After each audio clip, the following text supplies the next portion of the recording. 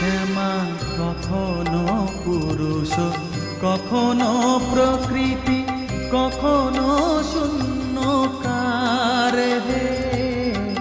কখনো পুরুষ, কখনো প্রকৃতি, কখনো শূন্যকার হে। মায়ের সে ভাব ভাবিয়া কমলাকান্ত, সে ভাব ভাবিয়া কমলাকান্ত সহজে পাগল হলো রে শ্যামা। মা কি আমার কালো, কালো রূপে দিগম্বরী, কালো রূপে